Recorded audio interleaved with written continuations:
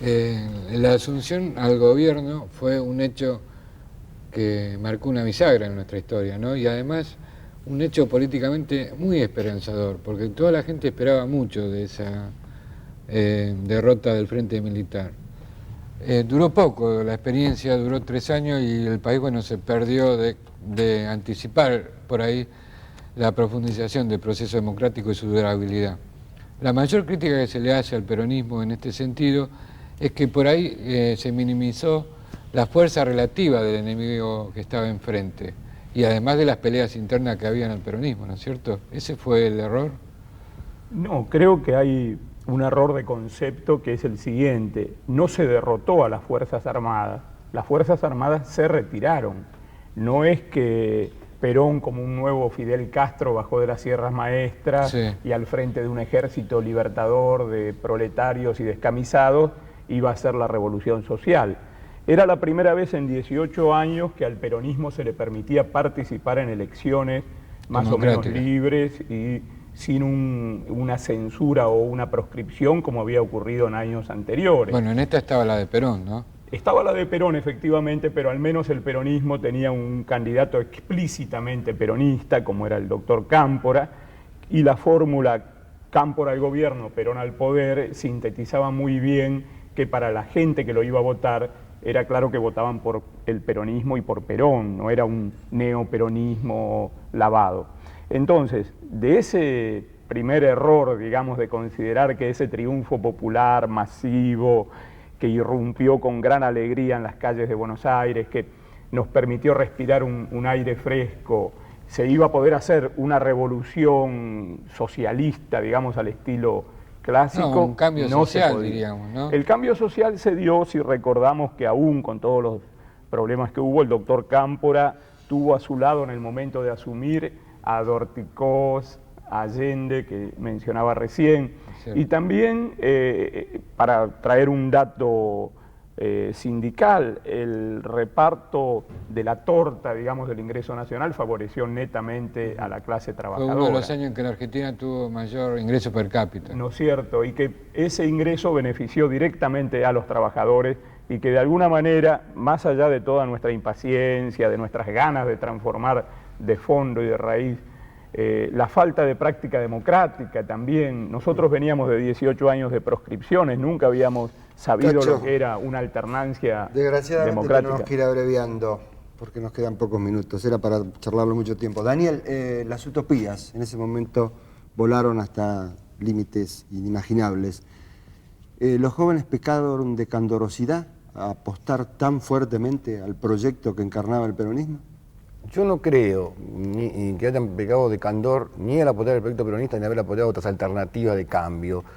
Yo creo que las condiciones estaban dadas en ese momento para no solo soñar, sino de algún modo poder verificar una serie de cambios. Estaban dadas desde todo punto de vista.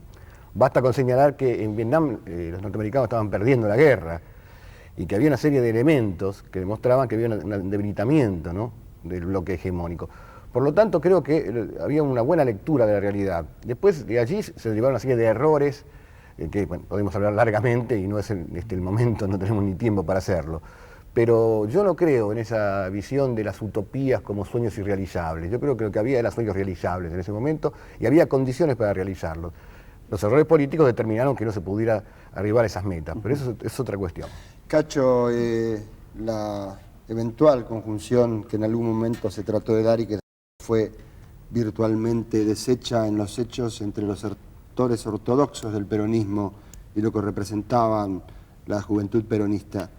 ¿Por qué crees vos que terminó tan trágicamente? ¿Eran tan antagónicas las diferencias? Eran antagónicas porque evidentemente había un proyecto de transformación radical de la sociedad que encarnaban las organizaciones armadas peronistas, el peronismo de base, la juventud peronista, y había otra concepción de administrador, si querés, del gobierno, de meros administradores, quizás introduciendo reformas parciales, pequeñas, y aquellos tiempos eran tiempos de desmesura también, ¿no? Él señaló Vietnam, podríamos señalar todos los movimientos revolucionarios en América Latina, todos querían el todo o nada, ¿no? No había una conciencia de que se podía ir hacia un objetivo de justicia social, de soberanía política, paulatinamente, progresivamente. Hubo un desfasaje de tiempos también, ¿no?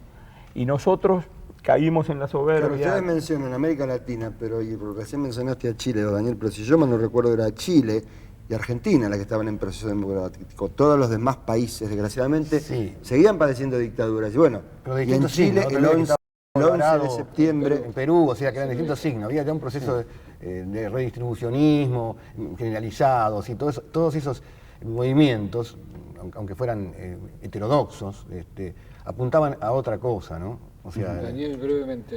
Lo que no se repitió nunca más es aquel formidable proceso de movilización popular, no solo peronista, sino de toda la sociedad, ¿no? Exacto, cierto. Hoy los jóvenes están políticamente totalmente desmovilizados si comparamos las proporciones de aquel país y de este. no podía ser de otra manera, ¿no? Es decir, los golpes han sido muy fuertes y todo este proceso por el cual todo se discute justamente en los medios hace que la movilización aparezca como algo inclusive inocente, ¿no? y absurdo. No es así, por supuesto, pero bueno, hay como una idea de que no se discute más en la plaza, se discute en los medios. Sí. Y los jóvenes además están marginados de la actividad política en tanto y en cuanto están excluidos socialmente, además. Casi la mayoría de los jóvenes tienen problemas para estudiar, problemas para trabajar, o sea, en este momento mucho más agravados que en el año 70, y no Claro. existen además referentes claros que los puedan orientar, no hay referentes claros. Acá se especula, en esta última discusión que hubo entre la Alianza y el oficialismo, por ejemplo, demuestra, bueno, que encarnan un proyecto con bastantes similitudes, entonces los jóvenes no encuentran de alinearse claramente, ¿no? Cacho, brevemente, en las utopías de los 70, ¿de qué manera pueden ser recuperadas a finales del milenio y que los jóvenes vuelvan a volcar su energía y su fervor en un proyecto político liberador? Sabiendo que es necesario meterse hasta acá para construir una sociedad diferente, que hay que ser solidarios, que hay que ser capaz de luchar por lo que uno cree, que no hay que esperar que a nadie le regalen, que nadie le va a regalar nada y que hay que meterse, entrometerse, comprometerse. No importa que no haya líderes políticos que nos entusiasmen como en aquel entonces, no importa que no haya Guevaras o Perón o Cámpora o lo que sea, sino que seamos capaces de construir liderazgos que transformen la realidad, que los jóvenes tengan su lugar por derecho propio, porque en aquel año 73 fue la juventud peronista también la que se ganó el derecho a estar allí, no Le se lo regaló agradecemos nadie. su participación en el programa que nos permite esta recordación que era muy